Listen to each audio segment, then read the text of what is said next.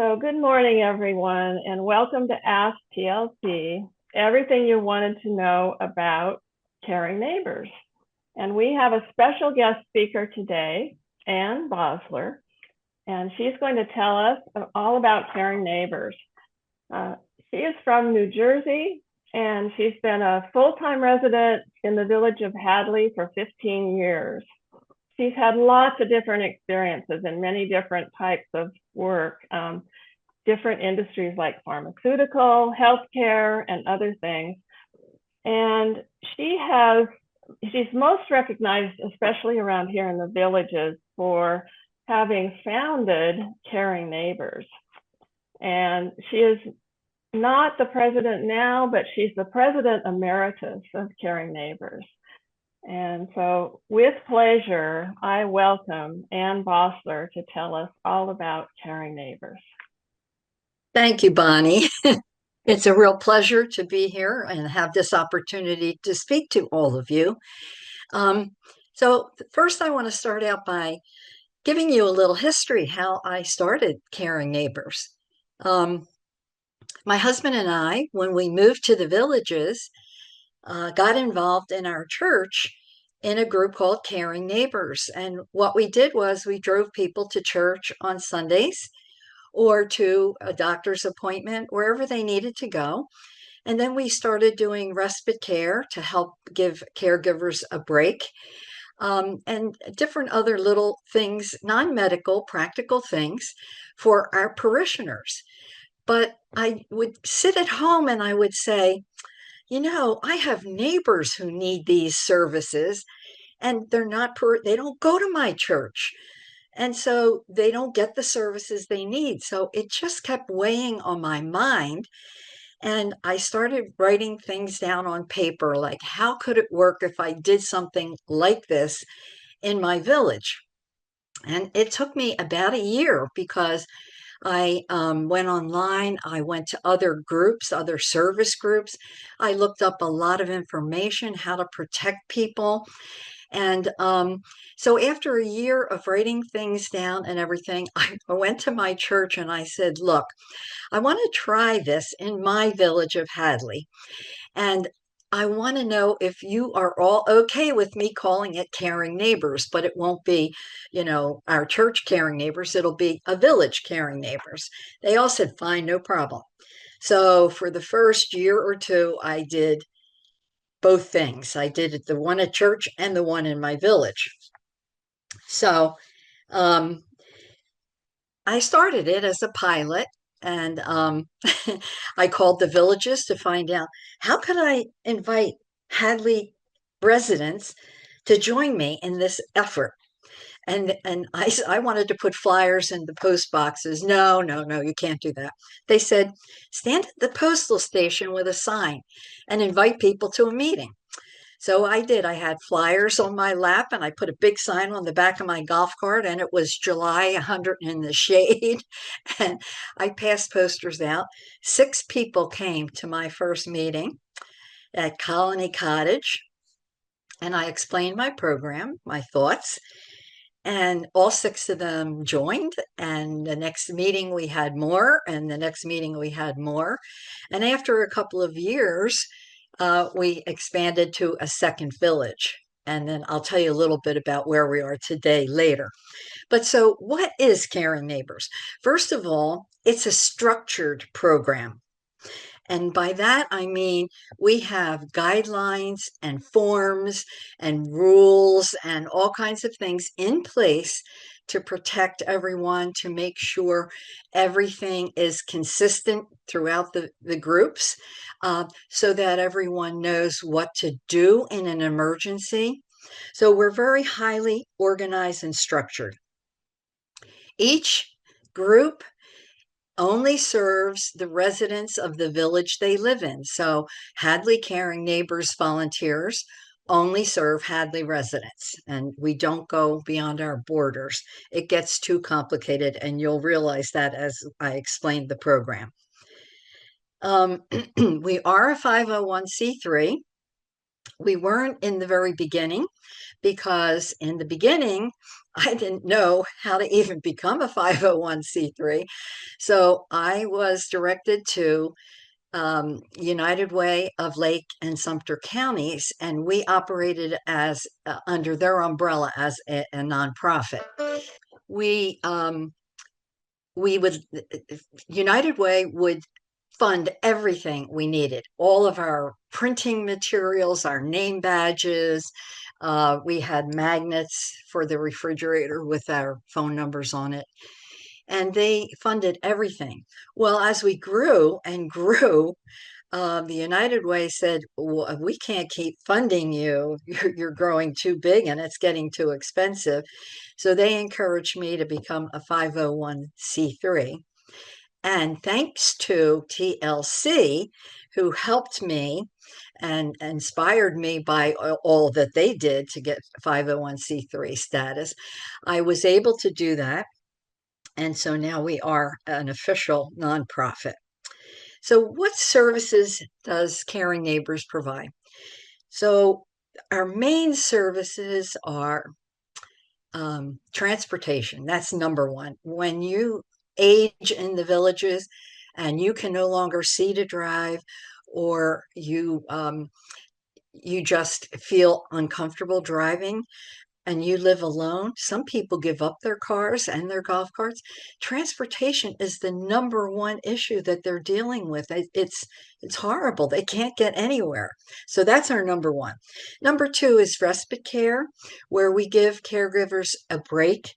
They can go golfing, they can get their nails done, go food shopping, whatever they need. We will provide respite care. Um, we also do errands for people. So if you're not able to go food shopping for yourself, we'll take your list and your credit card and we'll go to the store for you, or we'll pick up a prescription or your mail, whatever. We do friendly visits. If you live alone, you're by yourself, and you would like somebody to go out for coffee with you or sit and play a game with you, do a puzzle, we will do that. We do phone buddies. Some of our groups have men that are very handy around the house, and they have offered to do minor handyman tasks. We don't advertise that everywhere because not every group has handymen involved. Um, and then we get requests for all kinds of other services that we do not provide because we do nothing medical. Our services are practical, non-medical.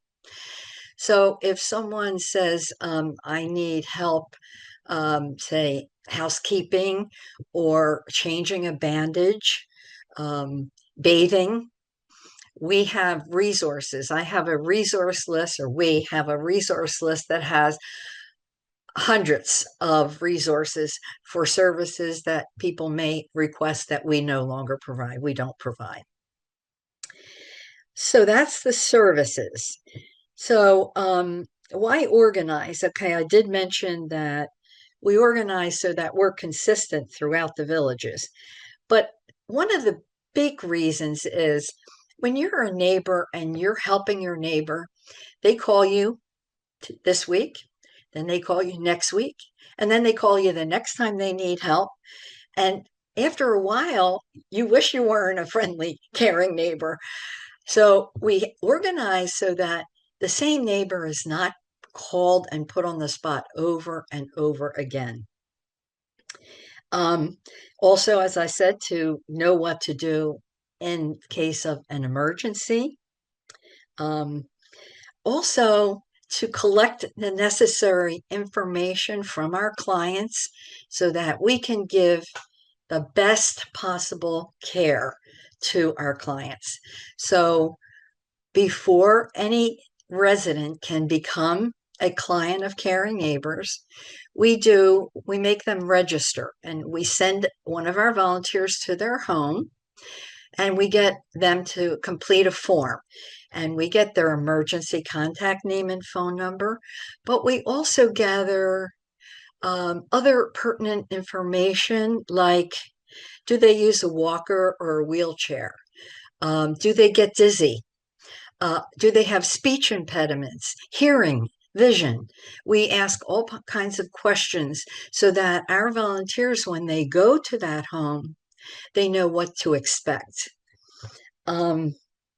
We also organize, as I said, to avoid the same volunteer being asked over and over again.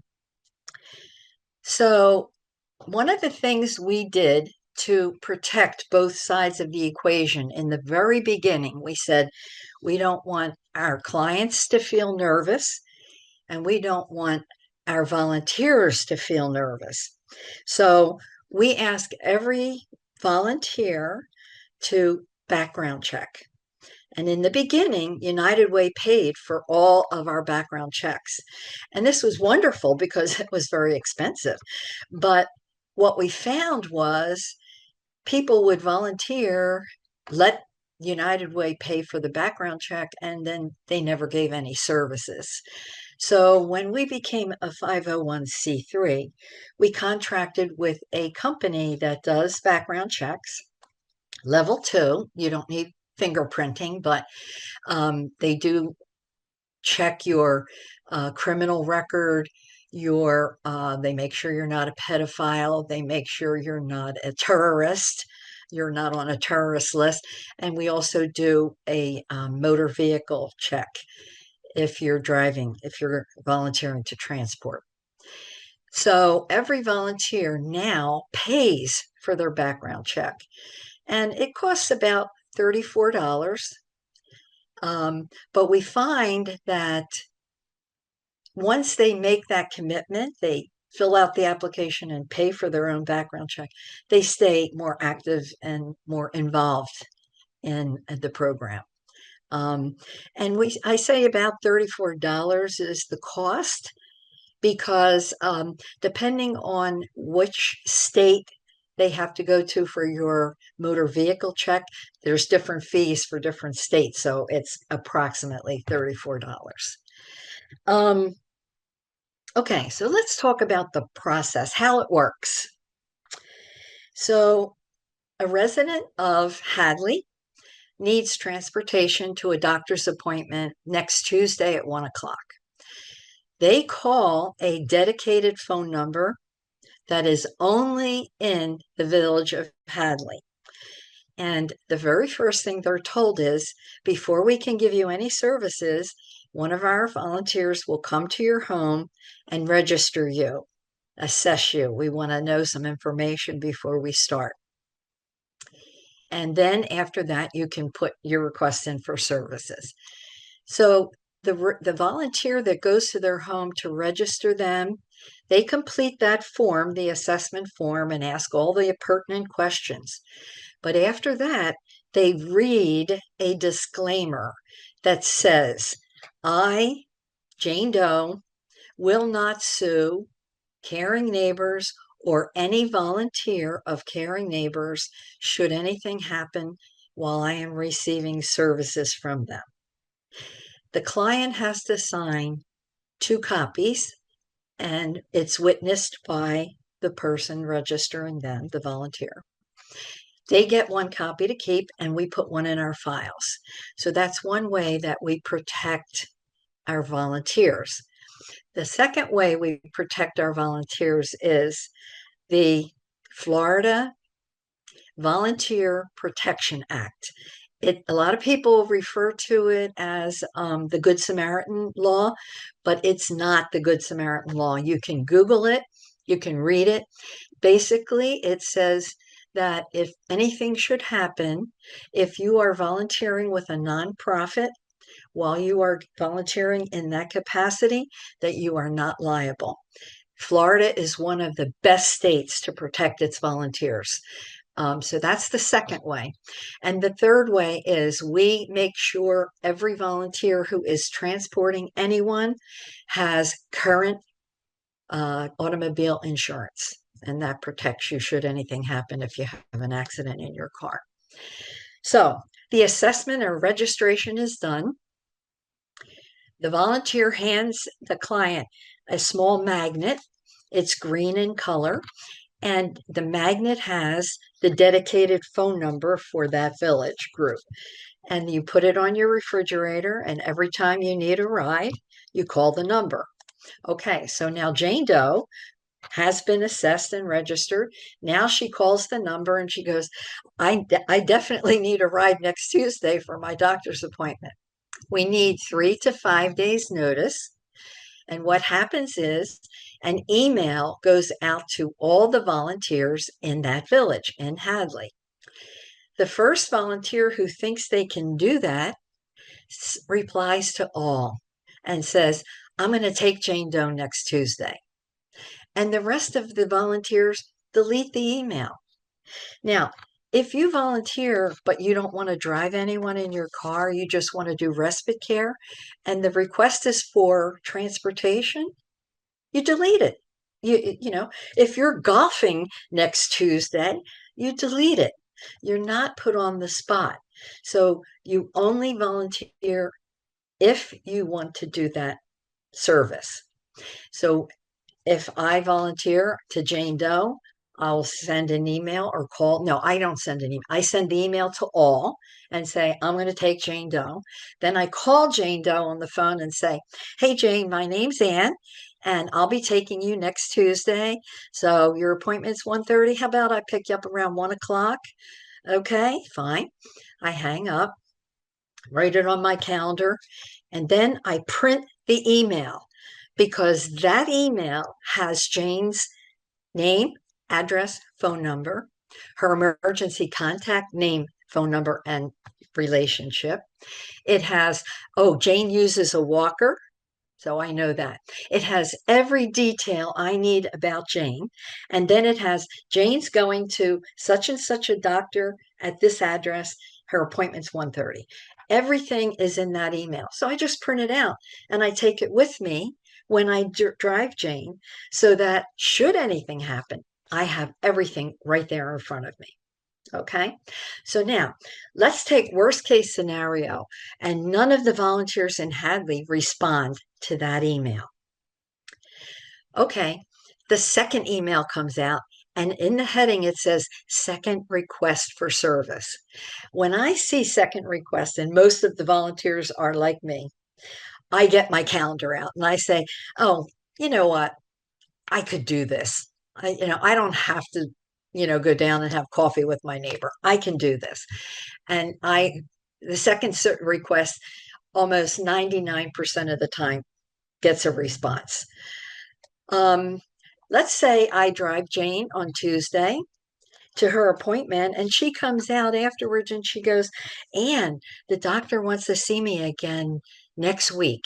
Can you take me? My response is, Jane, it might be me taking you, but we have to follow our process. So, that number on your refrigerator, you have to call that number and we have to have the request go out. We track every request. We track how many hours the volunteer spends on that request so that we can report our services to the government. So Jane has to call the number and request another service. So that's kind of how the process works to get any kind of service from us.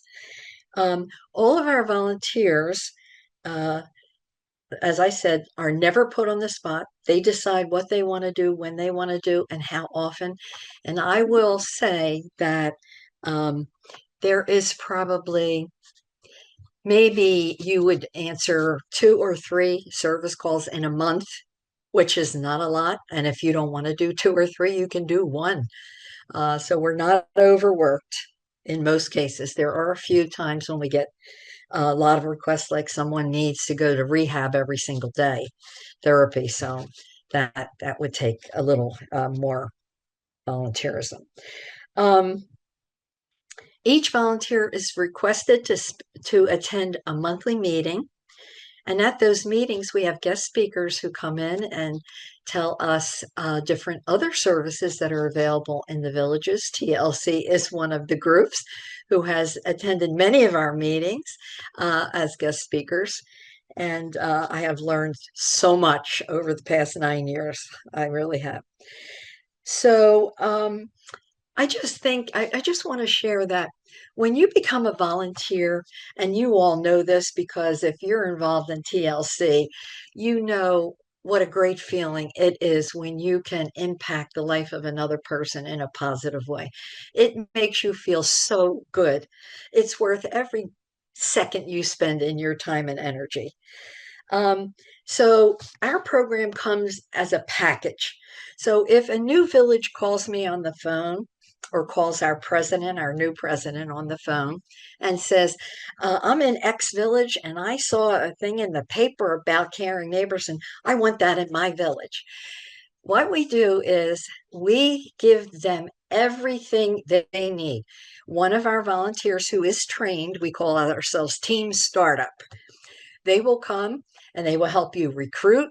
They will get all your printed materials. They will make all your name tags. They will get all your refrigerator magnets.